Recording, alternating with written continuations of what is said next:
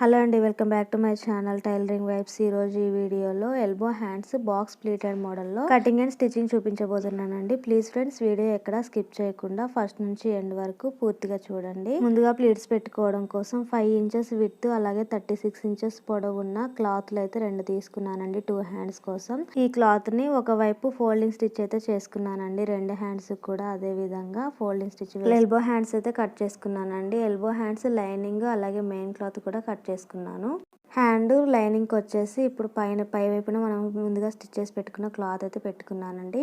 ఈ క్లాత్ వచ్చేసి అక్కడక్కడ 1 ఇంచ్ గ్యాప్ తోటి మార్కింగ్స్ అయితే చేసుకున్నాను. ఈ 1 ఇంచ్ గ్యాప్ వచ్చేసి 3 కలుపుకుంటే ఒక ప్లీట్ అయితే వస్తుందండి.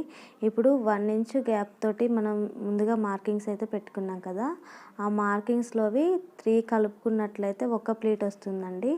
అలా ప్లీట్స్ అయితే పెట్టుకుంటున్నాను. Box pleats పెట్టుకుంటున్నానండి. ప్లీట్స్ అనేవి ముందు వైపుకు ఒక ప్లీట్ వస్తుంది, అలాగే ఇటువైపు ఒక ప్లీట్, ఒక్కొక్క ప్లీట్ వచ్చేసి ఆపోజిట్ డైరెక్షన్లో పెట్టుకోవాలండి. ఇప్పుడు ఈ మార్కింగ్స్ అనేవి నేను ఆల్రెడీ దాని మీద గీతలు ఉన్నాయి కదా, అందుకని చెప్పేసి చూపించట్లేదు.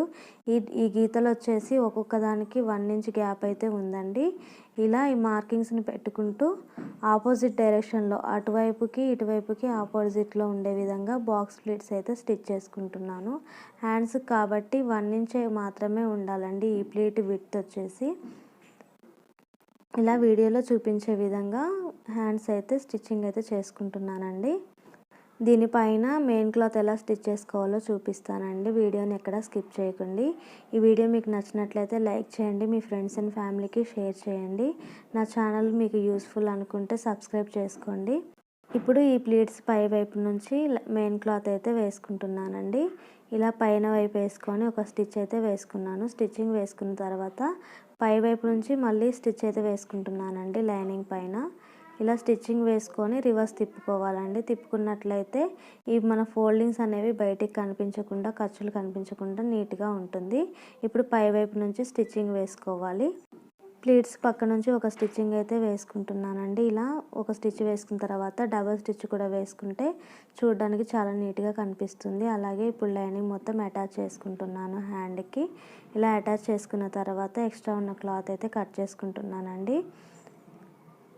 ఈ సైడ్ కూడా స్ట్రైట్గా సమానంగా కటింగ్ అయితే చేసుకోవాలి. ఇప్పుడు హ్యాండ్స్కి మిడిల్లో ఒక టక్ అనేది పెట్టుకొని క్రాస్ తీసుకుంటాం కదా, ఆ క్రాస్ అయితే తీసుకుంటున్నాను. ఫ్రంట్ వైపు లోతండి, క్రాస్ కాదు. వీడియోలో చూపించే విధంగా మార్కింగ్ చేసుకొని ఆ మార్కింగ్ ప్రకారం కటింగ్ అయితే చేసుకుంటున్నానండి. ఇలా కట్ చేసుకున్న తర్వాత బ్లౌజ్కి అయితే అటాచ్ చేసుకోవాలి. నార్మల్ హ్యాండ్ ఎలాగైతే అటాచ్ చేసుకుంటామో అదే విధంగా అటాచ్ చేసుకోవాలండి.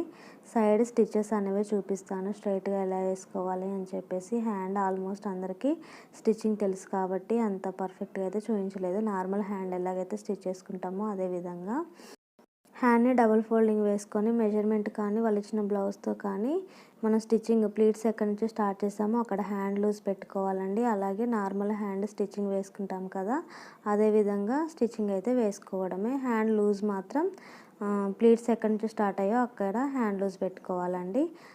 ఈ blouse cutting and stitching video ముందుగానే పోస్ట్ చేశానండి. ఎవరికైనా ఈ డిజైన్ నచ్చినట్లయితే ఆ వీడియో కూడా చూడండి. లింక్ అనేది డిస్క్రిప్షన్లో ఇస్తాను.